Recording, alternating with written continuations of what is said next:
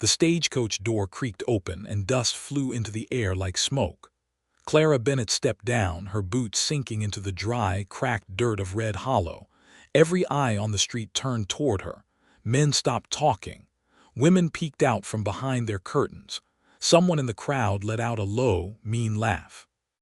Clara's dress was covered in dust from the long ride. Her hands trembled, but she lifted her chin high. She looked at the crowd staring back at her, and instead of running or hiding her face, she did something nobody expected. She smiled, walked straight up to the biggest, roughest-looking cowboy in the crowd and stuck out her hand. "You must be Jake Turner," she said, her voice steady despite the shaking in her fingers. "I'm Clara, your bride." Jake stared down at her small, soft hand. He did not shake it right away. His jaw was tight, his eyes hard as stone. Behind him, the ranch hands snickered.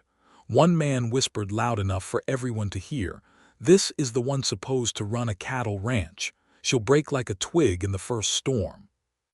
Laughter rippled through the crowd like wind through dry grass.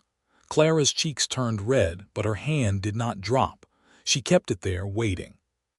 Jake finally took her hand. His grip was rough and strong, hers small and shaking.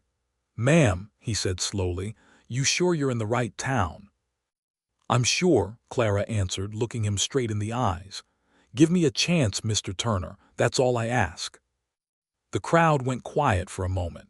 Nobody expected such boldness from a woman who looked like she'd break under the weight of a single hay bale. Jake studied her face, searching for fear. He found something else instead, a small, stubborn fire burning behind her tired eyes. He did not know it yet, but that fire was about to burn through every doubt in Red Hollow. The barn door creaked. Jake stepped inside, ready to check on the horses one last time before bed. He stopped cold. Clara knelt in the hay next to a sick calf, her hands moving with quiet skill. She pressed a warm, green paste against the animal's leg and spoke soft words nobody else could hear.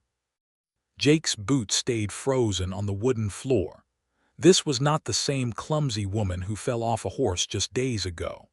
This was not the woman who burned bread and got tangled in fence wire while ranch hands laughed behind their hats. "You knew how to do that?" Jake asked, his voice sharp with surprise. Clara did not turn around right away. Her fingers kept working, gentle but sure. "I knew some things," she said finally. "Nobody ever let me try them before." Jake crossed his arms. "Why didn't you say so?" Clara stood up slowly and faced him. Hay stuck to her skirt. Dirt covered her hands, but her eyes held something new, something steady. "Would you have believed me? Everyone here already decided what I am before I said a single word." Jake had no answer for that. He remembered the whispers in town, the laughing ranch hands, the way Mr. Callahan smiled every time Clara stumbled. The whole town waited for her to fail, and Jake realized he had been waiting too. Outside, wind rattled the barn walls. Somewhere far off, a coyote howled into the dark. Clara wiped her hands on her apron and looked at Jake with quiet fire in her eyes. "They think I'm weak," she whispered. "Let them keep thinking that." A cold feeling crawled up Jake's spine, not fear of Clara, but fear for her.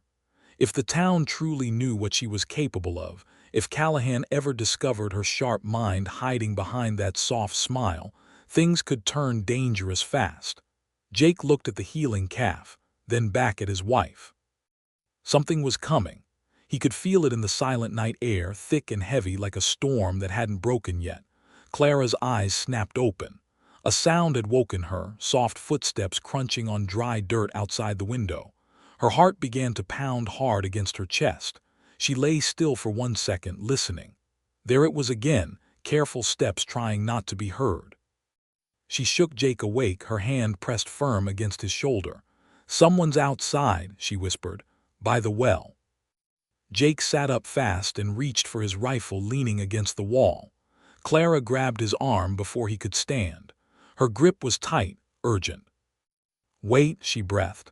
"If you shoot now, they'll twist the story. They'll say you started it. We need proof, not blood." Jake stared at her in the dark, surprised by the steel in her voice. He nodded slowly and set the rifle down. Together they crept to the window and watched. Two shadowy figures moved near the well, pouring something from a jug into the water. Moonlight caught one man's face for just a second. Clara's breath caught in her throat. She knew that face from town, one of Callahan's men. Neither of them moved. Neither of them breathed too loud. The night air felt thick and dangerous, like the whole ranch was holding its breath along with them. When morning came, Clara did something that shocked even Jake. She saddled her horse alone and rode straight into town without waiting for him. She walked into the sheriff's office with her chin held high and her voice steady as stone. "I saw two men poison our well last night," she said. "I know one of their faces." The sheriff, who once doubted this soft-spoken woman, leaned forward now, listening closely. "You're certain?" he asked. "Certain as sunrise," Clara answered without blinking. By afternoon, the whole town buzzed with whispers. The clumsy bride everyone laughed at had walked straight into danger and come out with proof. People stared at her differently now, some with respect, some with worry. Because everyone knew Callahan would not stay quiet for long. Something was about to break wide open. Callahan's boots hit the dirt street hard as he marched into town with his men behind him. His face was red with rage. "Lies!" he shouted, pointing a shaking finger toward Clara. "That woman is making up stories to protect her husband's failing ranch." The whole town gathered fast, drawn by the shouting.